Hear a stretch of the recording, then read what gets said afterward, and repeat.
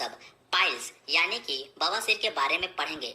जानेंगे कि पाइल्स होने के कारण क्या है, होने के बाद क्या क्या परेशानियां होती है और पाइल्स में कौन सी मेडिसिन यूज कर सकते हैं, आज वही जानेंगे। तो चलिए जानते हैं। और हाँ दोस्तों, इस चैनल पर मैं जो भी वीडियो डालता हूँ वो जीएनएम वाले स्टूडेंट के लिए काफी इम्पोर्टेंट है।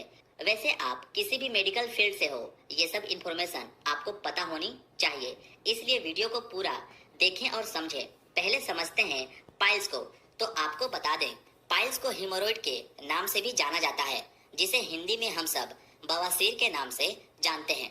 इस बीमारी में एनएस के अंदरूनी और बाहरी हिस्से और मलाशय यानी कि रेक्टम के निचले हिस्से की सिराओं में सूजन पैदा हो जाती है। इसकी वजह से एनएस के अंदर और बाहर किसी एक जगह पर मस्से जैसी स्थिति बन जाती है, जो अंदर और बाहर दोनों तरफ होती है।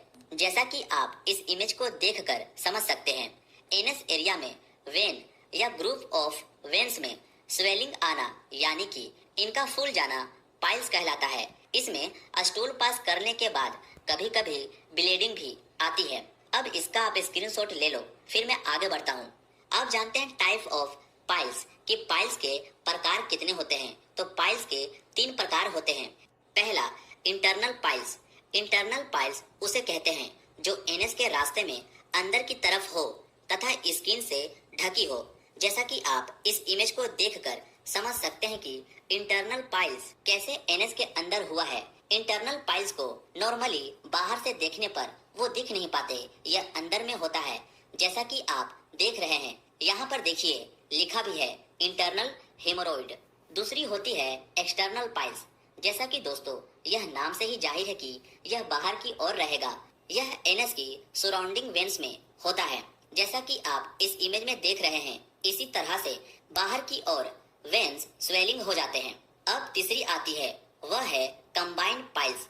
किसी व्यक्ति में इंटरनल और एक्सटर्नल पाइल्स पाए जाते हैं, जिसे कंबाइंड पाइल्स कहते हैं। जैसा कि आप इस इमेज में कंबाइंड पाइल्स को देख सकते हैं, यह वाला है इंटरनल पाइल्स और यह वाला है एक्सटर्नल पाइल्स। ये दोनों जब किसी व्यक्ति में हो तो उसे कंबाइंड पाइल्स कहते हैं। तो हिमोरॉइड या पाइल्स अधिकतर कॉन्स्टिपेशन यानी कि कब्ज वाले व्यक्तियों के स्टूल पास करते वक्त प्रेशर लगाने से होता है। दूसरी, इसका कारण मोटापा और प्रेगनेंसी भी हो सकता है। तीसरी, क्रोनिक डायरिया के कारण भी होता है। चौथी, बहुत ज्यादा सीटिंग करना यानी कि गाइस लंबे समय तक बैठे रहने से भी पाइल्स जैसी समस्या हो सकती है। पांचवा, फ्लूइड कम पीना यानी कि दोस्तों पानी का इंटेक कम होने से भी ये चीजें हो सकती है। छठा, लो फाइबर डाइट, भोजन में फाइबर की कमी। सातवां, एनाल इंटरकोर्स। आठवां, बहुत ज्यादा वजन उठाना। ये सब कारणों से दोस्तों आपको पाइल्स जैसी समस्या देखने को मिल सकती है। अब आप इसका भी स्क्रीनशॉट ले लो। अब जानते हैं बवासीर होने पर क्या क्या साइन और सिम्टम देखने को मिलते हैं। पहला, टिश्यू में प्रेशर के कारण वेन्स डायलेट होकर मोटी हो जाती है।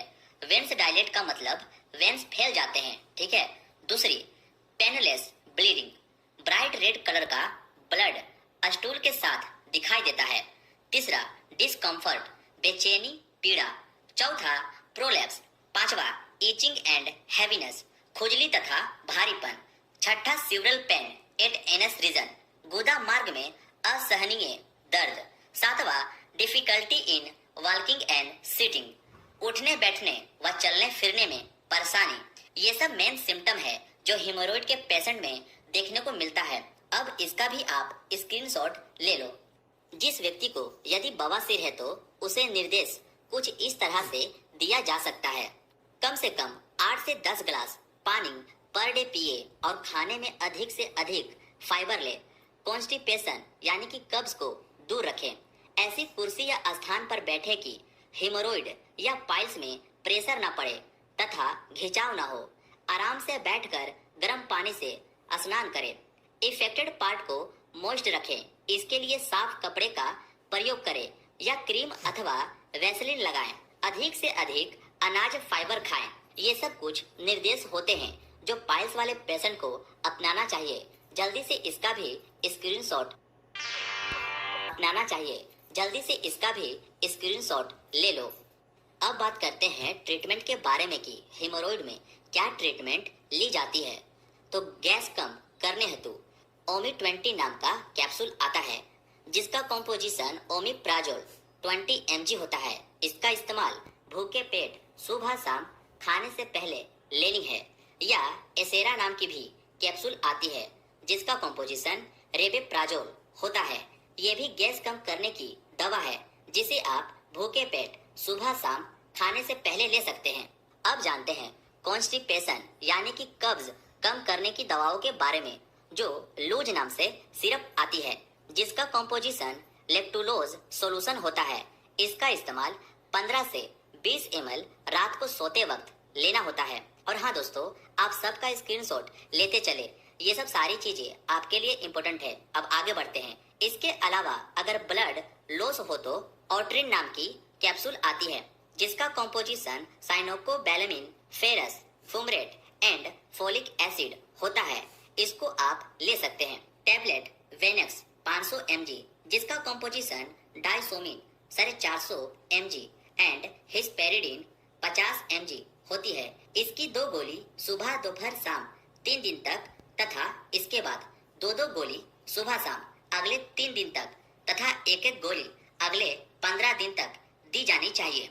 जाइलोकेन 2% जेली, जिसका कॉम्पोजिशन लाइग्नोकेन हाइड्रोक्लोराइड होता है, जिसको स्टूल पासिंग से 10 से 15 मिनट पहले रेक्टम में लगा ले, जिससे स्टूल पास करते समय दर्द नहीं होगा। ये थी दोस्तों पाइल्स यानी कि बवासीर का एक छोटा सा